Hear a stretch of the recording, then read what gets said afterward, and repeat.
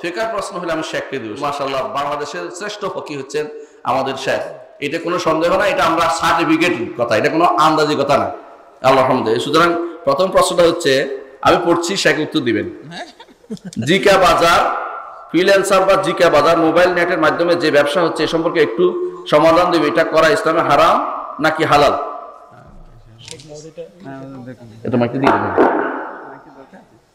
আপনি করে দেন। না না এটা প্লিজ প্লিজ।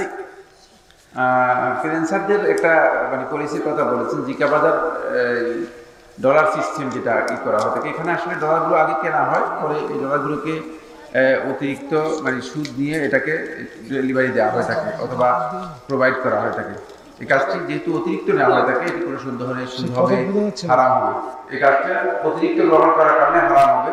জিকা বাজার যে সিস্টেমটা ডলার প্রোভাইড করা হয় থাকে, এটি সঠিক নয়, সঠিক লেনদেন নয়। আসসালামু আলাইকুম।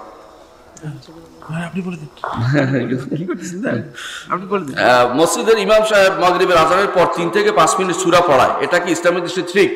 এটা ঠিক নয়। কেন ঠিক নয় জানেন? এই সময়ে সালাত আসিরা বন্ধ করার বুদ্ধি পয়তারা করছে তারা।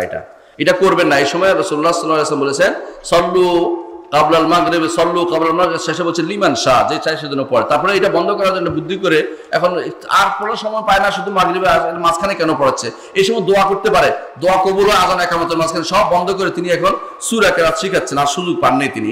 এটা অবশ্যই এটা খারাপ কাজ হবে, ভালো কাজ হবে না। ভালো কাজ অন্য সময় তিনি পড়ান, কিন্তু এই সময়ে মানুষকে 2 রাকাত নামাজ পড়তে দেন। আচ্ছা, 2 রাকাত নামাজ মানুষ দোয়া করতে পারে, দোয়া আল্লাহর কাছে দোয়ার সময়, এটা আযান একামতের মাঝখানে দোয়া কবুল হয়। সুতরাং এই সময় দোয়া করার সুযোগ বন্ধ করার পয়তারা করা হচ্ছে, এটা ঠিক নয়।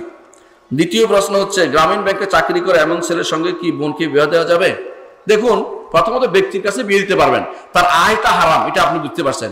এখন আপনি চিন্তা করবেন, যার আয় হারাম তার কাছে আপনি বিয়ে দিবেন কিনা। ব্যক্তি হিসেবে তো বিয়ে দেয় তো না, যাদের ইমানদার হলে গুনাহ করছে, গুনাহকারী, এটা তো নিষেধ নেই। কিন্তু আমরা অনুরোধ জানাবো, যাদের আয় হারাম তাদের তো ঘরও সবকিছু হারামে ধীরে ধীরে হতে থাকবে, এরকম কোনো হারামের দিকে আপনার যেন না যান। কিন্তু এমনি বিয়ে অশুদ্ধ হয়ে যাবে এরকম না। কিন্তু হ্যাঁ, ওই ব্যক্তি যদি কোনো সুদকে হালাল মনে করে থাকে তো কুফরি। আমরা তো পেটের ভিতরে কারো যাইনি, যতক্ষণ পর্যন্ত তার মধ্যে হারামের বোধ আছে যে আমি হারাম কাজ করে যাচ্ছি, ততক্ষণ পর্যন্ত তার গুনাহগার। আর গুনাহগারের কাছে বোন বিয়ে দিতে পারবেন, মেয়ে বিয়ে দিতে পারবেন, সমস্যা না। কিন্তু জেনে শুনে অন্যায় কাজের দিকে যাওয়া ঠিক হবে না। কারণ আমি জেনে শুনে কেন অন্যায় কাজটা করতে যাবো? যদি জানেন যে এই ভুলটা হতেই যাচ্ছে, আমি কেন অন্যায়? ভালো ছেলে, নেককার ছেলের দিকে অবশ্যই সন্তানদেরকে দিতে চেষ্টা করবেন, বিয়ে দিতে চেষ্টা করবেন।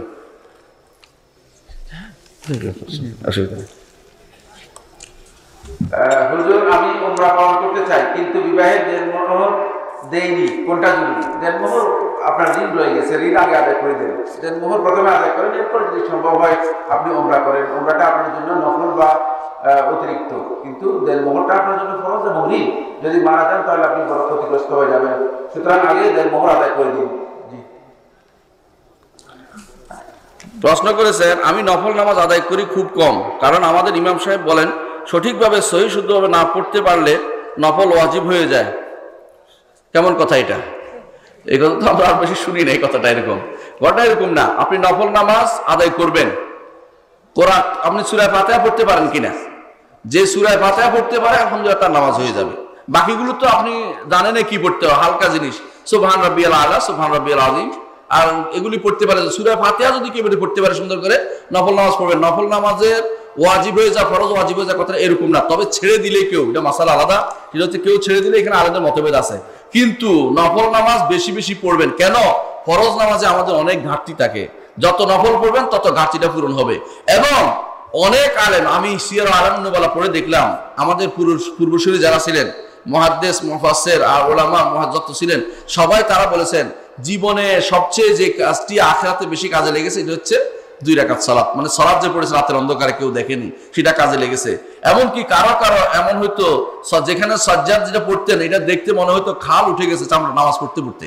কেউ কেউ দিনে রাতে সারাদিন নামাজ পড়তেন, কথা সালাত পড়াইতেন, বাকি সময় নামাজ পড়তেন, মানুষদের পড়াইতেন হাদিস, তারপর নামাজ পড়তেন। সুতরাং নফল সালাত বেশি বেশি করবেন, বেশি বেশি পড়বেন, যেটুকু পারেন এটুকু আল্লাহ আপনাকে জিজ্ঞাসা করবো, চেষ্টা করবেন ভালো করতে।